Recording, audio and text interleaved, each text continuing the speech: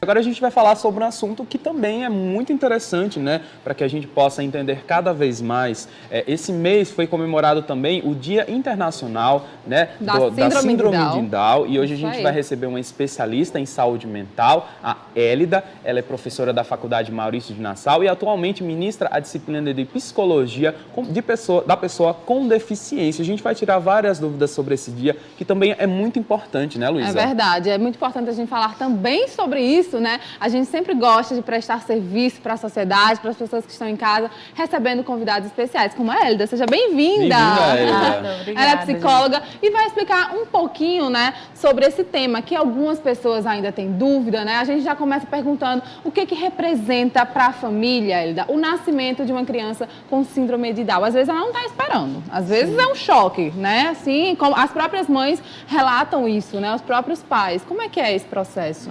Olha, Luísa, ao receber uma notícia de que seu filho vai poder, né, necessitar de alguns acompanhamentos ao longo da vida, muitas vezes faz com que aquela família possa entrar em choque, né? E aí, num processo como esse, a psicologia, ela surge para poder dar um suporte, principalmente a esses familiares, inicialmente.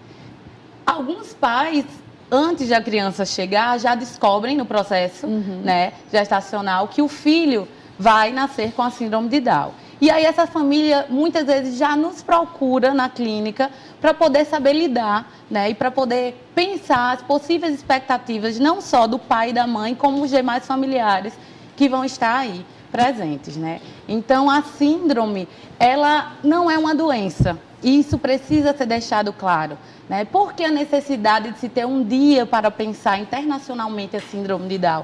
Para que as pessoas compreendam que quem nasce com a síndrome, ela não é doente. Ela tem características que vão precisar, em algum momento, de algum suporte. Mas que isso não vai fazer com que ela seja menos do que as demais pessoas. Gente, demais, e só se houver maldade na sua fala, no seu pensamento. Mas não assim, a gente tem que tratar justamente com informação, gente. Não é pecado, não é você não saber sobre isso, que não é uma doença. Por isso que a gente faz isso, Paula. Exatamente. Informação é tudo, gente. Por isso que vocês têm que procurarem saber mais, ler mais, né? Assistirem entrevistas como essas, né? Assistir entrevistas. E entender um pouco mais o que acontece realmente, né? Você falou sobre o Dia Internacional da Síndrome de Down. E eu já queria perguntar realmente o que acontece nesse dia, para que a gente realmente possa se educar cada vez mais, né? Porque às vezes a gente até fala algumas expressões que não podem mais, porque realmente não faz sentido. E às vezes a gente nem sabe também, né? O dia ele foi pensado, né? A síndrome de Down, ela é a trissomia do cromossomo 21. Então, em vez de termos um par de cromossomos, vão ser 3 cromossomos. Então, pensou-se o dia 21 de março, 21 representando, né, o cromossomo, o par 21, e 3 representando esse acréscimo desse cromossomo. Então, foi um dia pensado justamente para representar. E aí, como você vem, né, dizer, olha, para que pensar esse dia? Né? Porque existem tantos nomes que as pessoas hoje ainda usam e parecem ser pejorativos. Né? O dia ele vem para poder ganhar visibilidade, para que as pessoas possam desmistificar, quebrar esses preconceitos. E aí hoje, né, nós temos várias leis para poder pensar esses termos que se referem à pessoa com síndrome de Down. Né? Hoje não é correto a gente usar o termo portador de síndrome de Down, porque pensando a etiologia da palavra, quando você porta algo, você pode tirar isso de você. Você porta um óculos e eu posso tirar isso de mim a qualquer momento. E a pessoa com a síndrome, ela não vai tirar isso dela a qualquer momento. Então, ela não porta. É uma característica dela, está intrínseca. O portador implica até em doença mesmo, que às vezes você tem aquilo, mas você pode ficar curada. E a síndrome de Down não é doença, exato, como você já nos falou, né? E como é que a criança, Élida, ela vai ser inserida, né, na sociedade? Olha, a criança, assim que nasce, vai estar inserida na primeira instituição social, que é a família. Então, a família é o nosso grande parceiro quando se pensa um acompanhamento à pessoa com síndrome de Down. É através das experiências no meio familiar que nós conseguimos, né, também pensar o plano terapêutico daquele sujeito ao ser acompanhado. Então, a família ela vai trazer essa base, esse alicerce, para que essa criança possa estar sendo inserida no meio social da melhor forma. E a família realmente é a base de tudo, né? Mas eu gostaria de saber qual a importância realmente do suporte psicológico com a família, né? A importância e como o psicólogo realmente vai atuar nesse caso. Inicialmente, quando se descobre que tem a criança com síndrome de Down, a família é o primeiro contato que se tem para pensar, né, todas as questões relacionadas à síndrome. E aí, muitas vezes, existem famílias que procuram a terapia familiar. Então, entra em terapia tanto o pai, né, a mãe, como irmãos. E, em alguns casos, né, vai haver a terapia de forma individualizada, porque aquela mãe é que não está sabendo lidar com essa questão. Então, a gente vai trabalhar clinicamente o não saber lidar com essa questão. Por que que essa pessoa não aceitou, né, rapidamente? Por que não buscou ajuda? Porque muitas vezes existem mães que entram no processo da depressão pós-parto.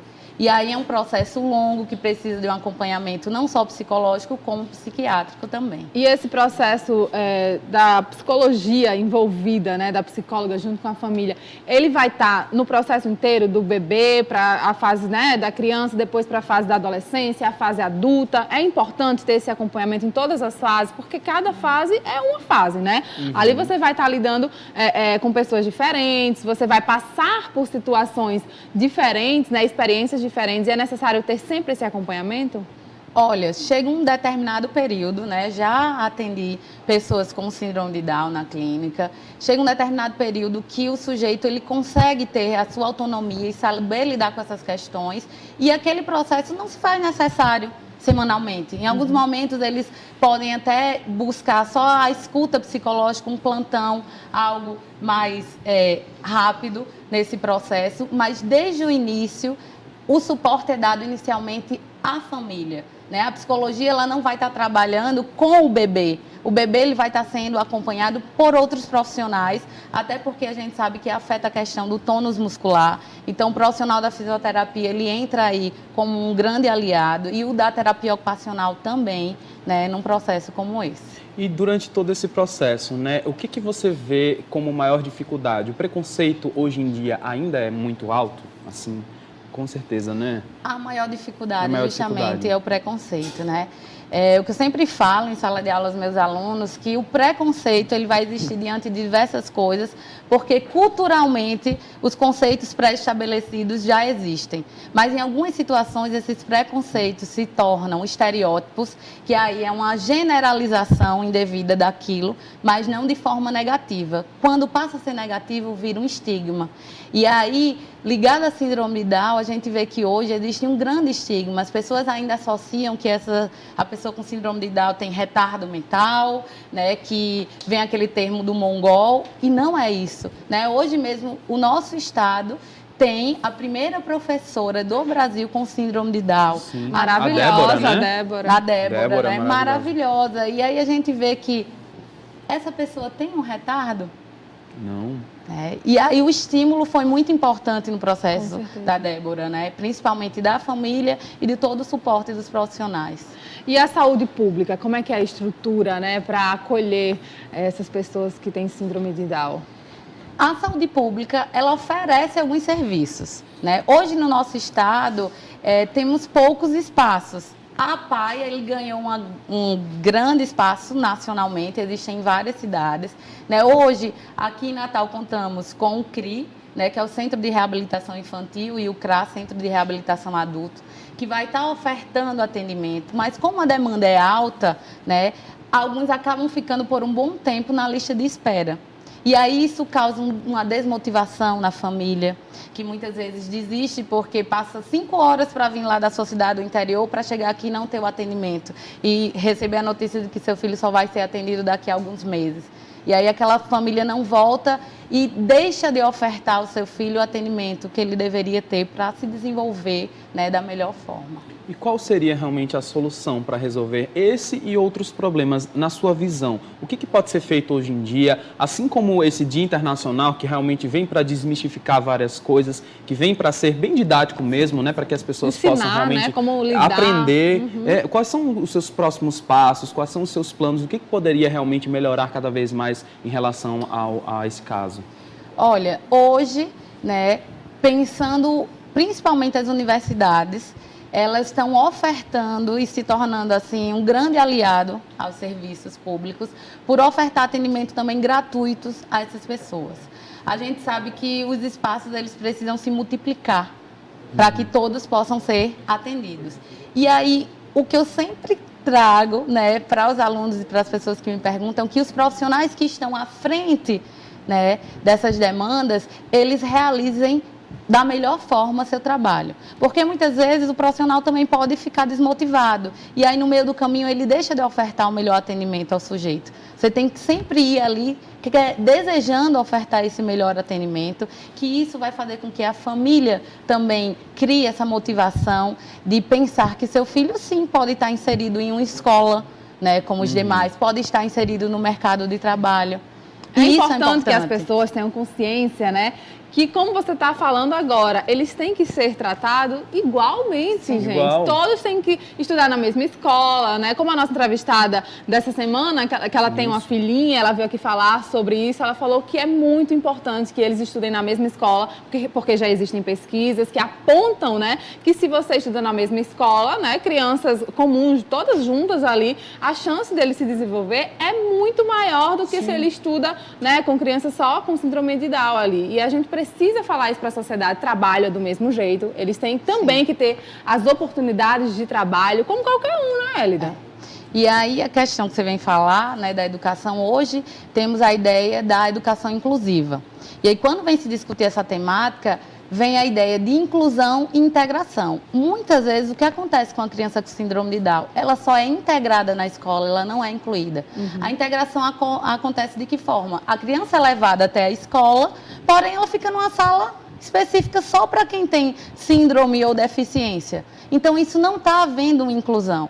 E a ideia é que haja inclusão, que a criança ela deve ser incluída na sala regular, como todas, né, crianças, e possa interagir e criar esses vínculos, a relação interpessoal. Isso é muito importante. Até para as outras crianças entenderem, já crescerem com isso na cabeça, exatamente. né? Os pais, eles podem realmente reivindicar a escola, que direitos os pais têm em relação à escola para realmente incluir o seu filho junto com as outras crianças? Os pais podem reivindicar, sim. Hoje já temos leis que resguardam esses pais, né? De acordo com a lei, é a obrigação da família, do Estado, da comunidade escolar, da sociedade em si, é a obrigação nossa que essas crianças estejam inseridas sim nessa escola. E hoje a lei vem deixar claro que nenhuma escola pode cobrar algum valor a mais por estar recebendo uma criança com síndrome de Down, por estar recebendo uma criança com algum tipo de deficiência, porque existem escolas, até no nosso estado, que cobravam valores a mais. Olha, você chega para matricular seu filho, né? E aí, olha, ele tem síndrome de Down, então a gente vai precisar cobrar o valor da mensalidade mais 50% para que seu filho esteja aqui. Que absurdo. Isso é um existe, né? absurdo. Absurdo. Só que alguns pais, por não saberem dos seus direitos, até pagavam. E até por medo também, porque eu acho que os pais realmente ficam naquele receio, né, apreensivos por a criança estar lá passando por situações que ela não deveria passar, né? Isso Os mesmo. próprios pais, às vezes, até pode acontecer, Elida, ou não, de querer realmente que haja essa separação. Sim, alguns pais, né, às vezes desejam essa separação e aí cabe à escola explicar a importância dele estar incluído e não inserido. E as né, escolas, nesse elas processo. estão preparadas no sentido, tem psicólogos, tem pessoas profissionais, né, lá a dispor? Hoje, algumas escolas, principalmente as privadas, acabam ofertando o serviço aí, né, da psicologia. Porém, as escolas públicas, poucas têm, né, o serviço da psicologia. Hoje existe um projeto no Congresso Nacional para que se implante em todas as escolas públicas, né, o psicólogo. E aí estamos na luta né, para que isso realmente aconteça, porque talvez vá trazer mais informações, principalmente para os pais e para os profissionais que estão ali, que não sabem lidar ainda com essas questões. Tem algum portal que os pais que tenham filhos, né, com síndrome de Down, que eles possam acessar para saber mais informações, direitos, tudo? Olha, um portal bem acessível hoje no nosso estado é o do site da APAE, né, a APAE RN. Lá eles ofertam, né, o primeiro serviço, é a porta de entrada aqui no Rio Grande do Norte para poder estar falando sobre essas questões, né? Eles são militantes da causa, não só da síndrome de Down, como de diversas deficiências, e eles estão sempre de portas abertas para receber aí esses familiares e as pessoas com a síndrome de Down. Muito bom. Legal, a gente também está de portas abertas para receber portas abertas todos. para receber todos vocês aqui no nosso programa. A gente agradece demais a sua participação aqui no nosso programa. Obrigada, viu? Parabéns pelo trabalho, eu tenho certeza que é trabalhos como esse que a gente realmente tem uma sociedade que evolui cada vez mais, né? Com certeza, vamos conscientizar mais as pessoas, né, Elida? Com certeza, a conscientização é muito importante. Precisamos quebrar os preconceitos, os tabus, os estigmas e os estereótipos que foram criados culturalmente, né, pela sociedade. É isso aí. mesmo. Muito obrigado. Obrigada. Obrigada.